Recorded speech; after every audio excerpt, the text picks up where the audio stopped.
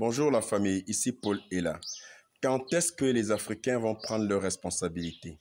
Quand est-ce que les Africains vont sortir du carcan de la colonisation? Quand est-ce que les Africains vont sortir de l'aliénation politique, culturelle, économique, spirituelle? Quand est-ce que les Africains vont enfin décider d'être libres? Quand est-ce que les Africains vont se souvenir que l'Occident impérialiste ne peut en aucun cas, quoi qu'il arrive, vouloir le bien de l'Afrique et des Africains? Qu'est-ce qui se passe pour que les Africains aient une mémoire aussi volatile?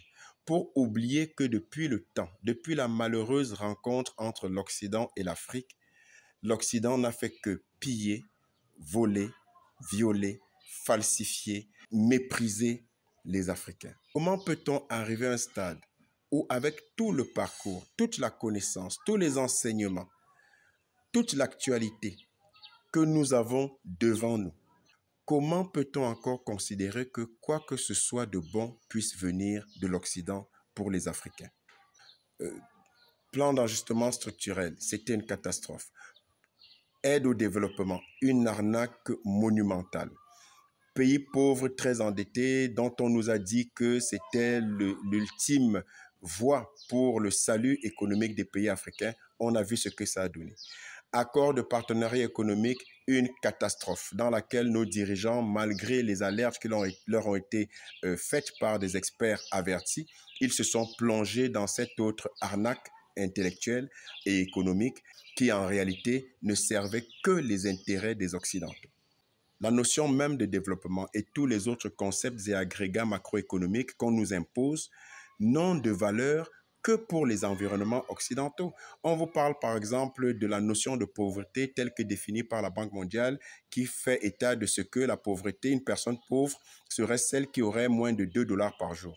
Mais c'est peut-être valable pour eux, mais ça ne marche pas avec la réalité africaine, tout simplement parce que plus de 60% de la population en Afrique est rurale et donc est totalement hors du système bancaire et financier. La monnaie est très étrangère à leurs habitudes économiques. Et donc, on ne peut pas faire des copier-coller de ce qui semble être une réalité en Occident et vouloir les imposer en Afrique. C'est un échec complet et ça explique clairement pourquoi l'Afrique, finalement, ne pourra jamais se développer tant qu'elle sera dans une logique de suivisme.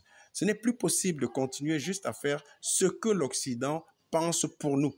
On a des gens qui sont capables de penser pour l'Afrique. On a des gens qui connaissent la réalité de l'Afrique, qu'elle soit historique, qu'elle soit culturelle, économique ou politique.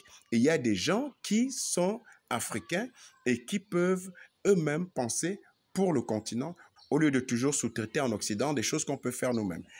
Et il faut savoir que tant qu'il en sera ainsi, l'Afrique ne se développera jamais. Même cette notion de développement doit être réappropriée par les Africains.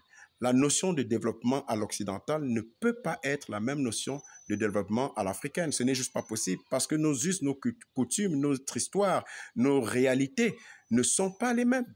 Et il faudrait que nous-mêmes, nous pensions notre notion de développement et que nous l'appliquions aux pays africains plutôt que d'importer des formules toutes faites qui ont été concoctées dans des officines de l'impérialisme occidental pour justement continuer à piller et à spolier les pays africains. Ce n'est juste pas possible. Il est temps que les Africains commencent enfin à penser par eux-mêmes. Toutes les notions économiques, politiques, culturelles, qui nous sont imposés ne peuvent juste pas coller. C'est une mauvaise greffe qui ne prendra jamais. Pourquoi s'entêter? Mais à chaque fois, ce sont les mêmes maîtres esclavagistes de l'Occident qui nous imposent ces réalités. Et donc, il faut juste que ça s'arrête.